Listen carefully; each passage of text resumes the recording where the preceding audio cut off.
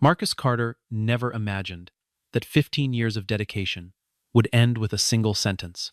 "We need someone who carries the family bloodline," the chairman said. And the room went quiet, the way rooms go quiet when everyone already knows the outcome. The black man who had built the company's entire operation from the ground up cleared his desk without a word, while the chairman's son walked toward his old chair to a round of applause that felt more obligatory than sincere.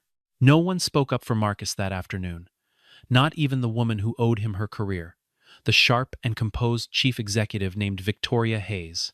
But exactly 3 weeks later, the company's biggest clients began pulling out one after another.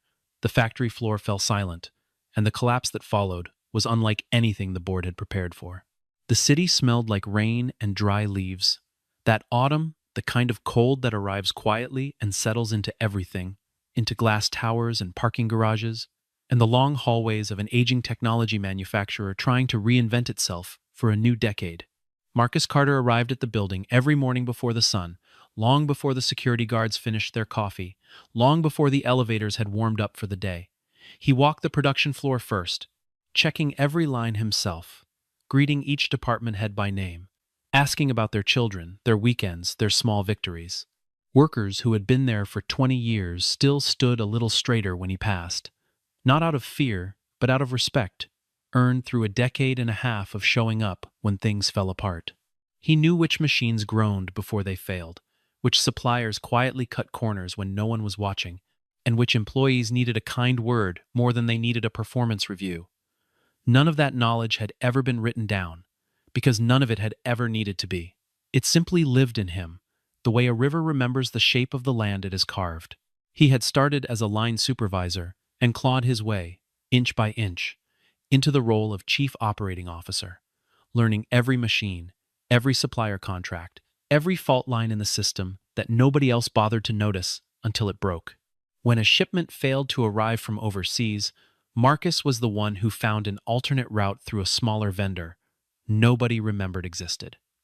When a production line jammed at 2 in the morning, it was Marcus who answered the phone and walked the night shift through the fix without ever raising his voice. Victoria Hayes had learned early in her tenure as chief executive that she could trust Marcus with anything, and more than once, she told him privately that he was the only person in the building who never brought her a problem without also bringing a solution.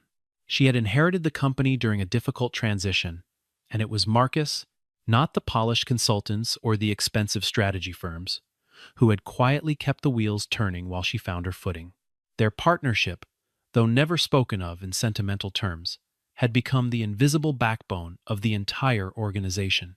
Victoria set the vision, and Marcus made the vision survive contact with reality, translating ambition into shipping schedules, staffing plans, and contingency budgets.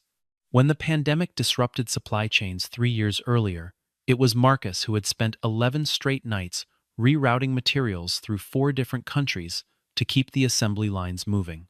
When a fire damaged a section of the warehouse, it was Marcus who had the backup facility operational within 48 hours, a feat that competitors still spoke about with disbelief. He never asked for recognition, never leveraged his successes into demands for a bigger office or a louder title, and that quiet humility was mistaken by some on the board as a lack of ambition rather than what it truly was, a deep and unshowy confidence in his own competence.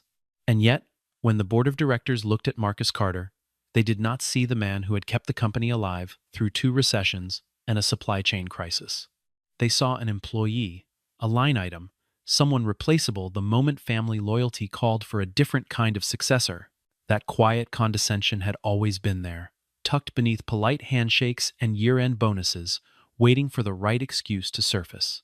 Some board members had never once visited the factory floor, had never seen the sweat and precision required to keep a production line running without error, and so they could not fully understand what they were about to lose. To them, operations was a department, a function, a line on an organizational chart, not the living, breathing nervous system that Marcus had built it into over 15 patient years. The excuse arrived on a Tuesday morning in the form of an announcement from the chairman himself, delivered in the calm, untouchable tone of a man who had never once had his authority questioned. His son, he said, would be joining the company, and the board could already feel which direction the wind was about to blow.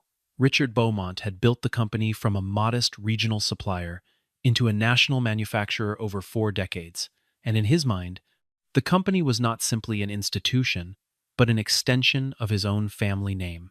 He had watched his son drift through a series of half-finished ventures, and this, he had quietly decided, was the moment to finally give Ethan the platform he believed his son deserved. It did not occur to him, or perhaps he simply refused to let it occur to him, that platforms built on nepotism tend to collapse the moment the ground beneath them is tested. Ethan Beaumont arrived 3 days later in a tailored suit that looked more expensive than practical, carrying a folder of business school credentials and a confidence that seemed to precede any actual accomplishment. He was 31 years old, articulate in the way people are when they have spent their lives being told they were destined for greatness, and utterly untested in the way people are when greatness has never actually been demanded of them. He had never run a department, never signed a payroll, never stood on a factory floor at midnight, trying to explain to exhausted workers why a machine had failed. What he had was a last name, and in that building, in that particular autumn, a last name was about to outweigh 15 years of proven competence. He shook hands with department heads he had never met, smiled for a company newsletter photo, and spoke in vague terms about innovation and disruption, words that sounded impressive in a boardroom and meant almost nothing on a production line. The chairman gathered the senior staff into a private meeting and delivered his decision without asking for input from anyone in the room. Marcus, he announced, would transition his responsibilities to Ethan immediately, ensuring a smooth handover before the end of the quarter.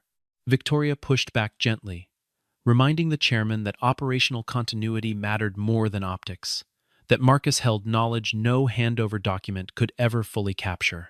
Her objection was noted and dismissed within the same breath, the chairman's patience for dissent thinner than it had ever been.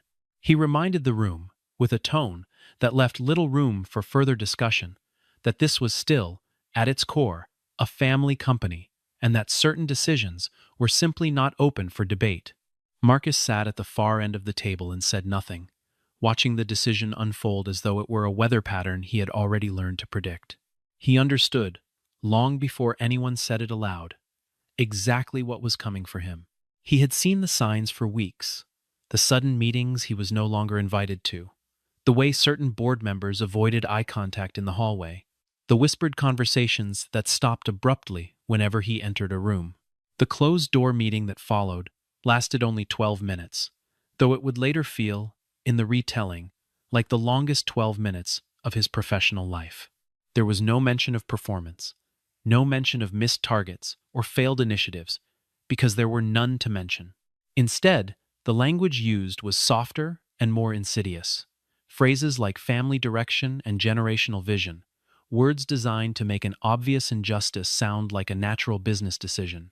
Marcus was formally relieved of his title that afternoon, and the reason given had nothing to do with the 15 years he had spent holding the company together. He returned to his office and began packing without protest, without raising his voice, without even the flicker of anger that everyone privately expected from him. There were no confrontations, no dramatic exits, only the steady, deliberate motion of a man folding 15 years of his life into cardboard boxes. He removed the small photograph of his late wife from his desk first, wrapping it carefully in a sheet of paper before setting it inside the box. A private ritual that belonged to no one but him. One by one, colleagues stopped by his door, and one by one he thanked them individually, remembering small details about their lives that most executives would never have bothered to learn. He asked a young engineer named Rachel Dawson whether her father had recovered from his surgery. He asked a floor supervisor, named Tom Whitfield, how his daughter's college applications were going, and he meant every word of it. Some of them cried openly in the hallway, unable to reconcile the calm dignity of the man leaving with the injustice of the reason behind it. Linda Brooks, the head of human resources who had signed the paperwork, found herself unable to meet his eyes as he walked past her desk for the last time. She had spent the entire morning rehearsing an apology in her head, some version of an explanation that might soften what was happening, but when the moment finally arrived, all she could manage was a quiet, broken thank you for everything you have done here." Marcus simply nodded, understanding that Linda had been given no real choice in the matter either, and that anger directed at her would accomplish nothing. Victoria Hayes tried one final time to intervene, requesting an emergency session with the board to reverse the decision before it became irreversible. She was met with a quiet but unmistakable threat, a reminder from senior board members that her own position as chief executive existed at their discretion, and that continued resistance would not be interpreted kindly.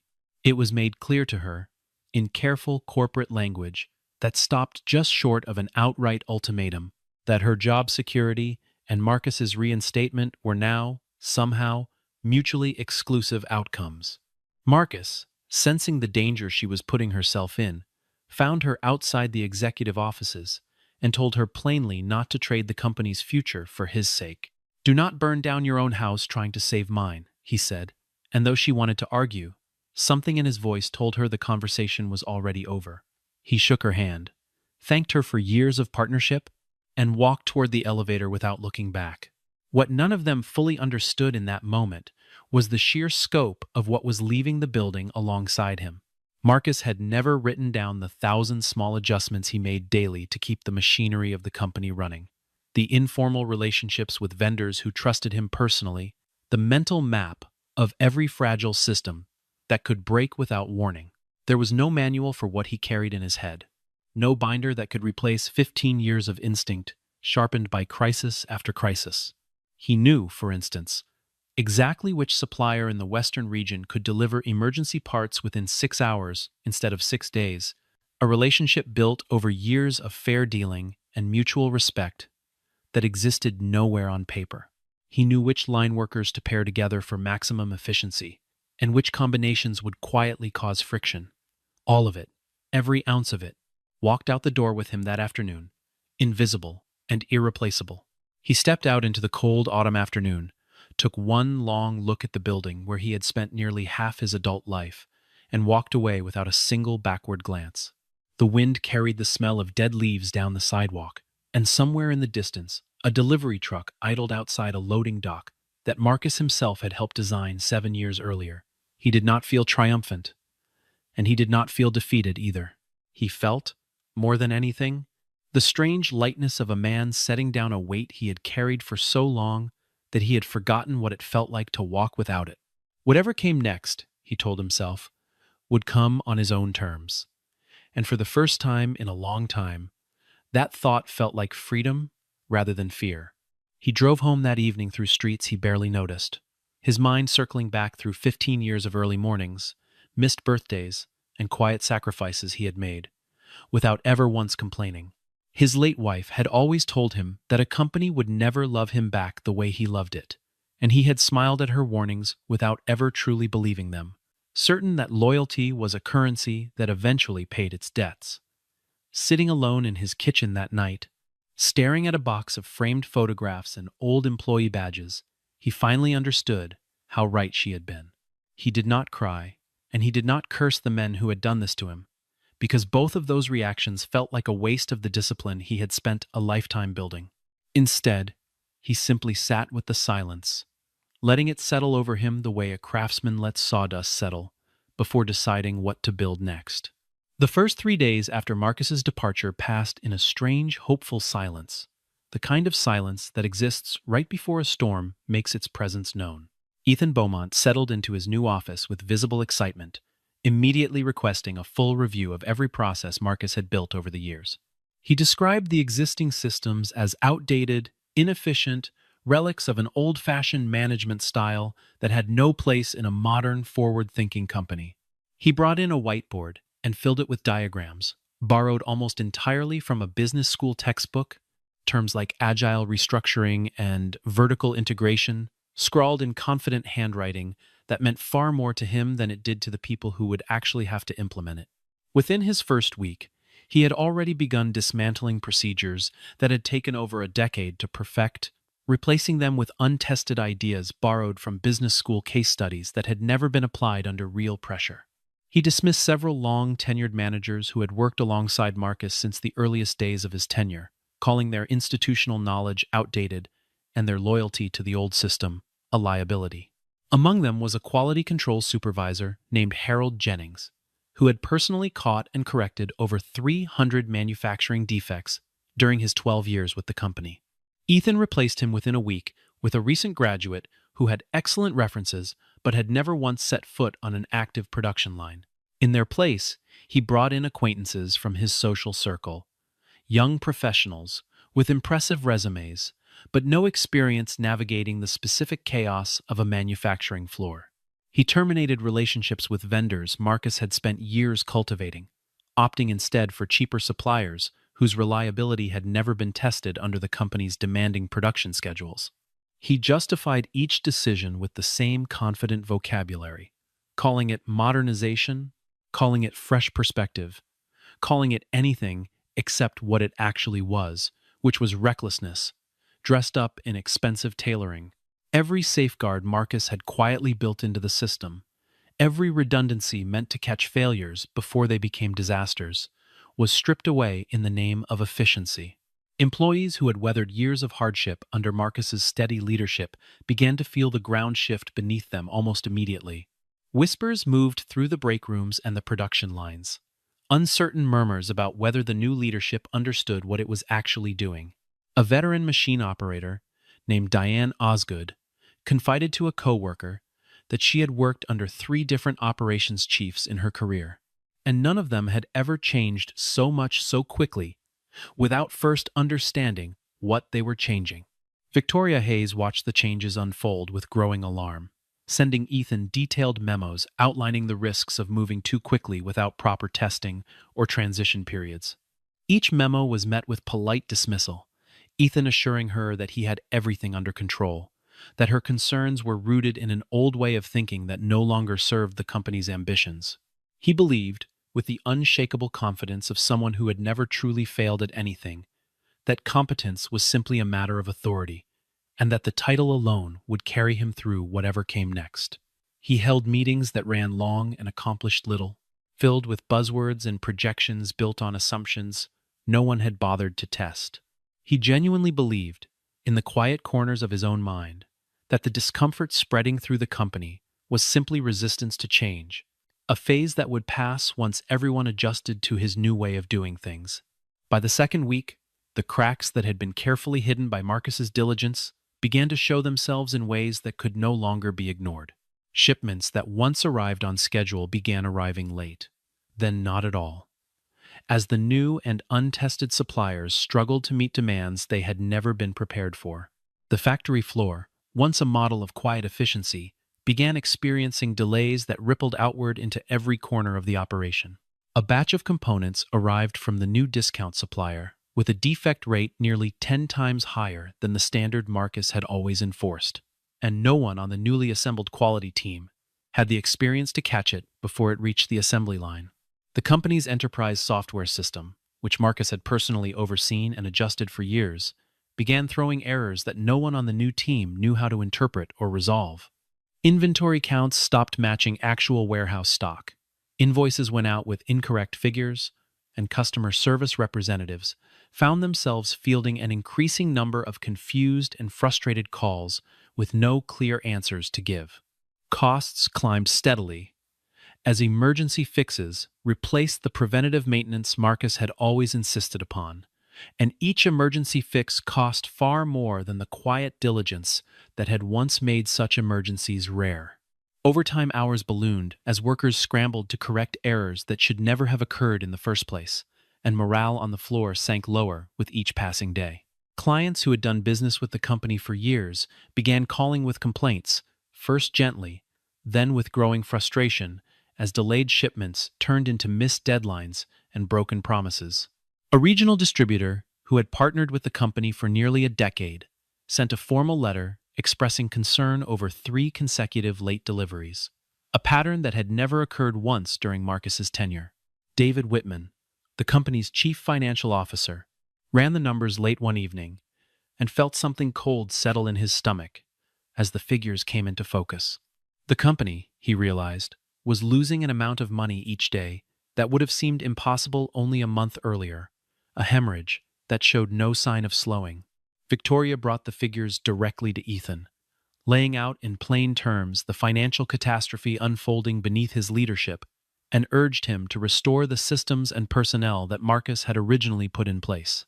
She spread the reports across his desk, page after page of declining metrics, and asked him directly whether he understood the trajectory the company was now on. Ethan refused, insisting that the current turbulence was simply the natural friction of meaningful change, and that patience would eventually reveal the wisdom of his decisions. He could not bring himself to admit, even privately, that the confidence he carried into the role had never been matched by the skill required to justify it. Victoria left that meeting understanding, with a clarity that frightened her, that the company was now standing on a foundation that had quietly been removed from beneath it. There was no version of patience that would fix a problem rooted this deeply, and she knew it even as she walked away. She began, that same evening, to quietly document everything. Every memo she had sent, every warning that had gone unheeded, every figure that told a story no one in leadership wanted to hear. She did not yet know what she would do with the evidence, only that she could feel, somewhere deep in her instincts, that she would eventually need it. Late one night, unable to sleep, she found herself scrolling through old operational reports Marcus had filed years earlier, marveling at how thorough and unglamorous his work had always been. Entire pages devoted to contingency plans for problems that had never even happened because he had quietly prevented them. She realized, with a growing sense of shame, that she had taken his competence for granted precisely because he had made it look effortless, and that this same effortlessness had made it easy for the board to undervalue him. Leadership, she began to understand, was not always loud, and the quietest people in a room were sometimes the ones holding everything together. She poured herself a glass of water she never drank and stared out at the darkened skyline, aware that a reckoning was coming, whether she was ready for it or not.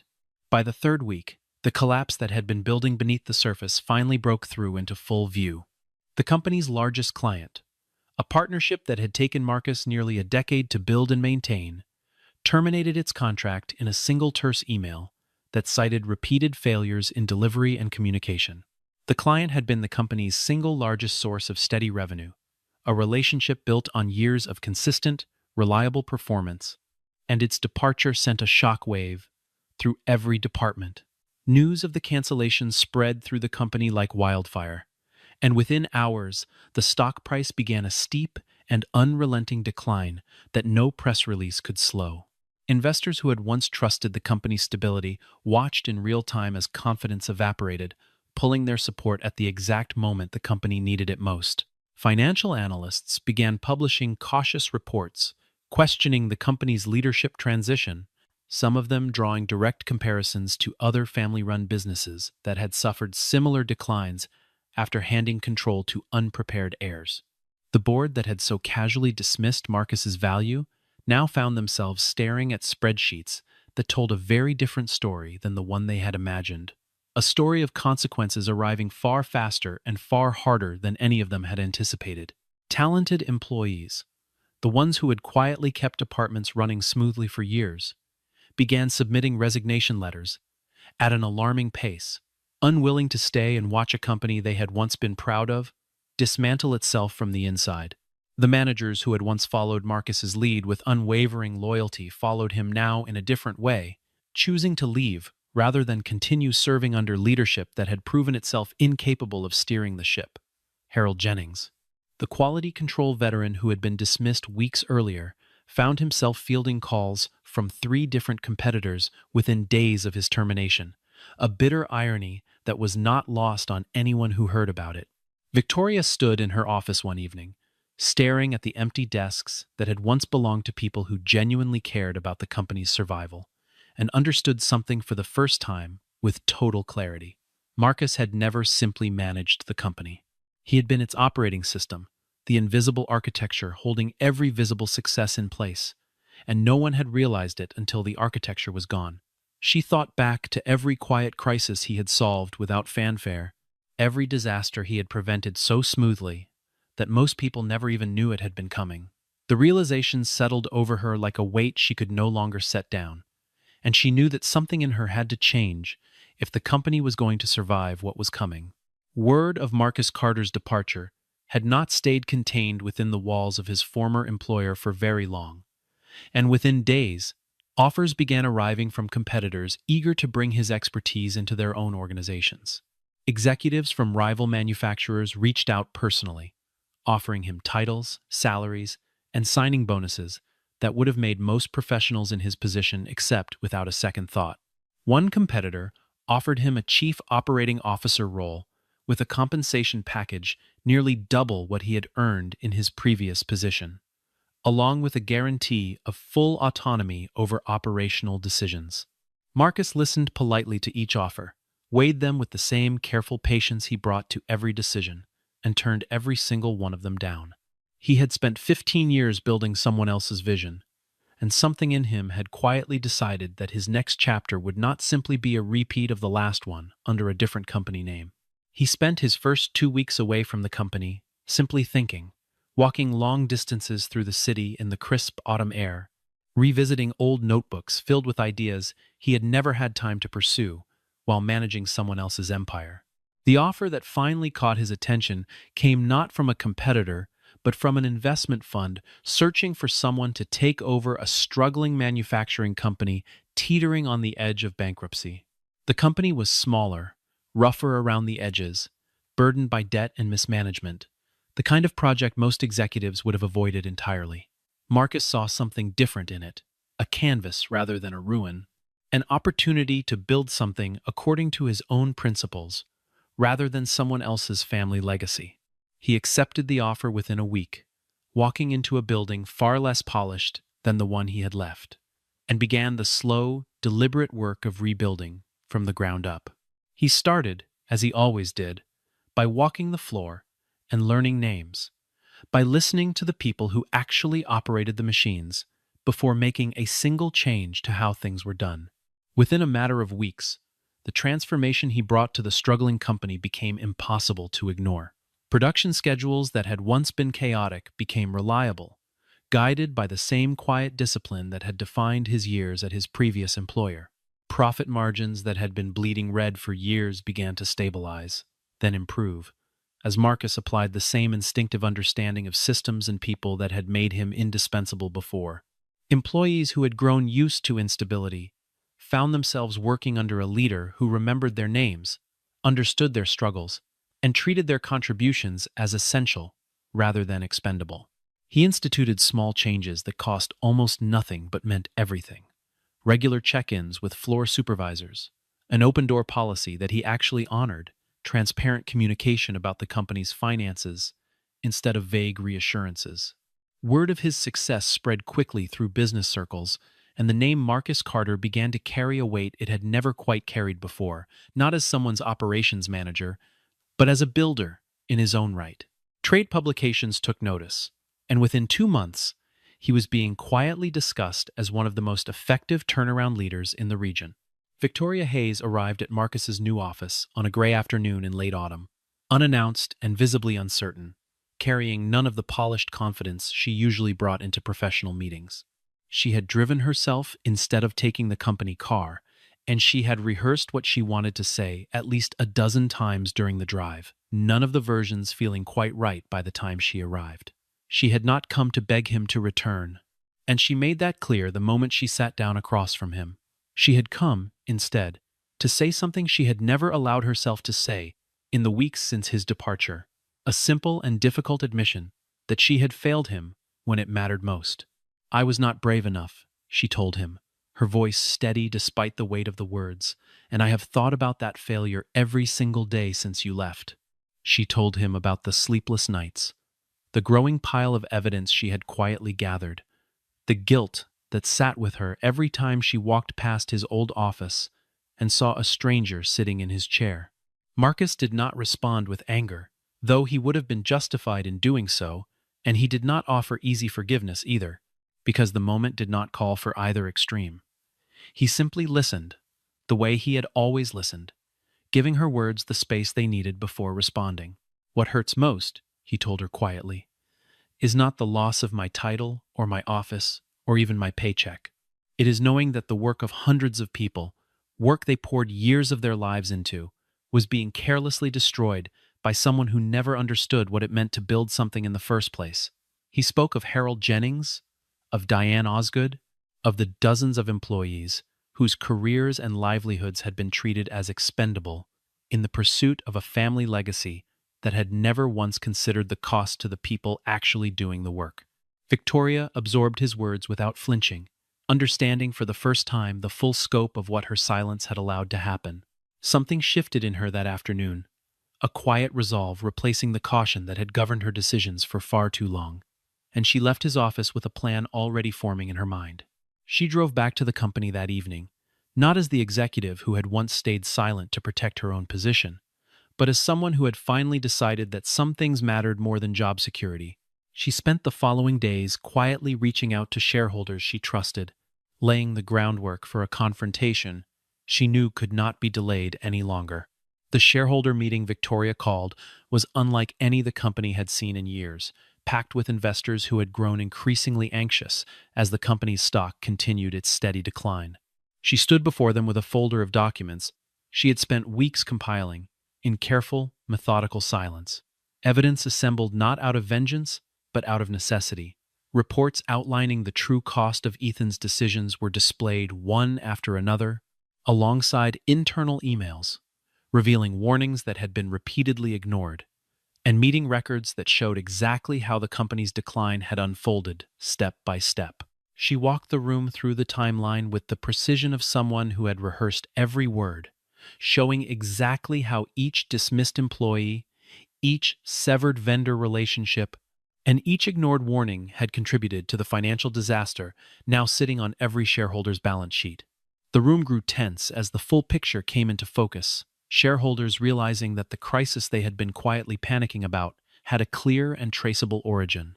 Several board members exchanged uneasy glances, and one elderly shareholder, who had held stock in the company for over 20 years, stood up and demanded to know why competence had been so casually discarded for the sake of a bloodline. Anger moved through the room like a current, shareholders demanding answers from a chairman who suddenly found himself unable to defend decisions he had once made without hesitation. The influence Richard Beaumont had wielded for decades evaporated within the span of a single meeting, as board members who had once deferred to him now called openly for accountability. Ethan Beaumont was removed from his position before the meeting even concluded, his brief and turbulent tenure ending in the same room where it had begun with applause, though this time there was no applause at all, only a heavy and uncomfortable silence.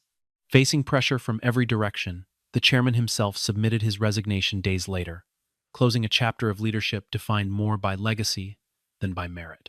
It was a quiet ending for a man who had spent 4 decades building an empire, undone not by a competitor or a market shift, but by his own refusal to see his son clearly.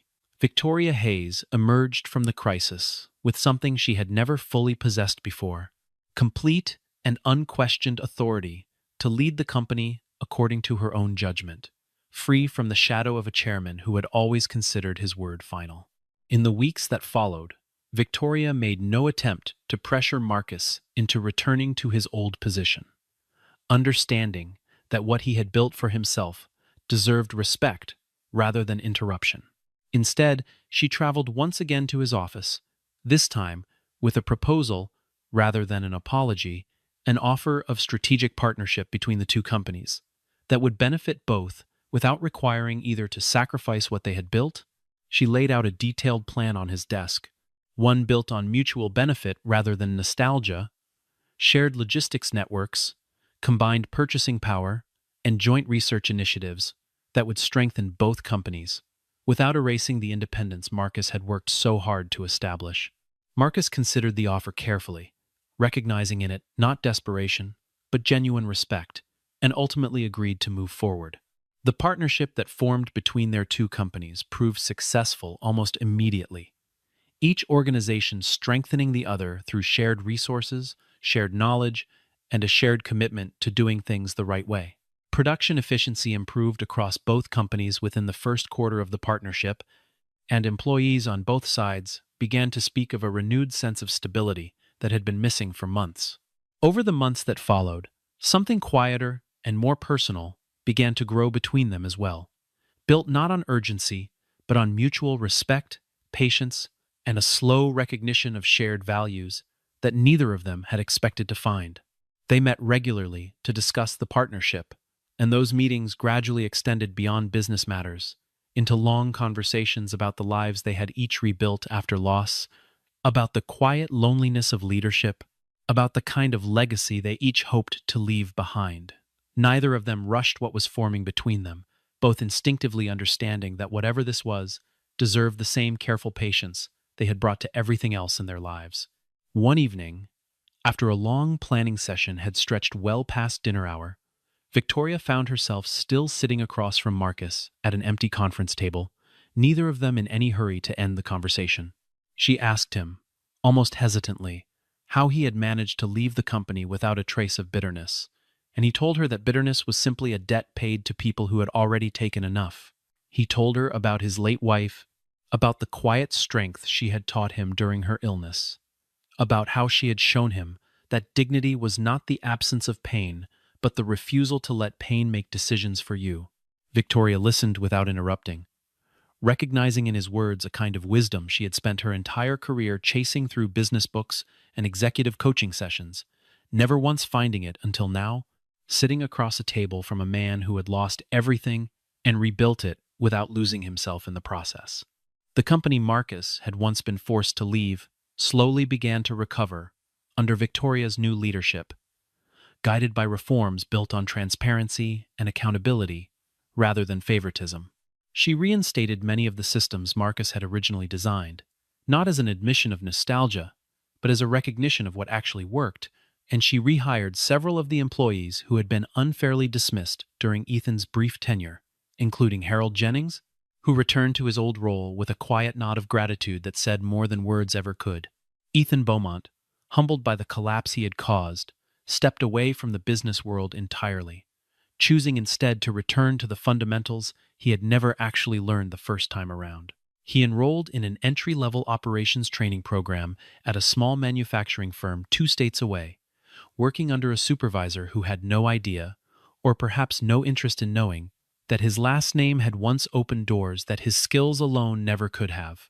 Richard Beaumont, in the quiet aftermath of his resignation, was left to reckon with the consequences of a decision rooted in bloodline rather than merit, a lesson that arrived far too late to spare the company the damage it had endured, though not too late for him to finally understand it. Victoria Hayes emerged from the entire ordeal transformed, no longer the cautious executive who had once let fear dictate her silence, but a leader willing to defend talent even when it came at personal cost.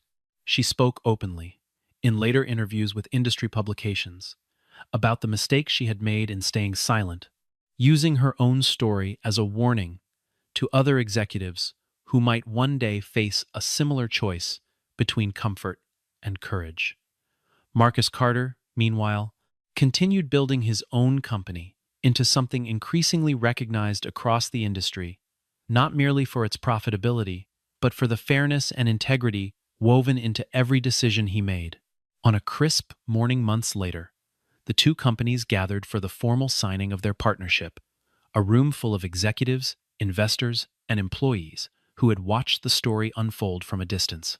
Sunlight came through the tall windows of the conference room, falling across a long table where two futures were about to be formally joined together. Victoria stood beside Marcus as the final documents were signed, and turned to him with a quiet, steady smile that carried the weight of everything they had both endured to arrive at that moment. "This time," she said, "I chose merit, not bloodline." Marcus smiled back, extending his hand to seal not just a business agreement, but the closing of a long and difficult chapter. And in that simple handshake, the story found its quiet resolution. Around them, the room broke into applause that felt nothing like the hollow applause of that autumn afternoon months earlier, this time genuine, earned, and entirely deserved. Outside, the autumn had finally given way to the first clean light of winter, the kind of cold, clear morning that makes a city look freshly built rather than worn down. Marcus stood near the window for a moment after the ceremony ended, watching employees from both companies mingle in the lobby below, shaking hands, exchanging numbers, already imagining the projects they would build together. He thought back to the man who had walked out of a building 15 months earlier, carrying nothing but a cardboard box and a quiet resolve. And he allowed himself, for the first time in a long while, to simply feel proud of the distance he had traveled. Victoria joined him at the window, saying nothing at first, simply standing beside him the way she had learned to do over the past several months, present without needing to fill every silence with words. Talent, integrity, and courage, it turned out, had outlasted every prejudice and every privilege that had once tried to stand in their way, and the two companies, and the two people at the center of it all, moved forward together into whatever came next. Somewhere across town, in a much smaller office building, Ethan Beaumont was learning, slowly and without the comfort of his father's name, what it actually meant to earn a place in a room rather than simply occupy one. And somewhere in the quiet architecture of two companies now working as one, the lesson of that autumn lived on, not as a cautionary tale told in hushed tones, but as a foundation, steady and unshakable, for everything that would be built upon it in the years to come.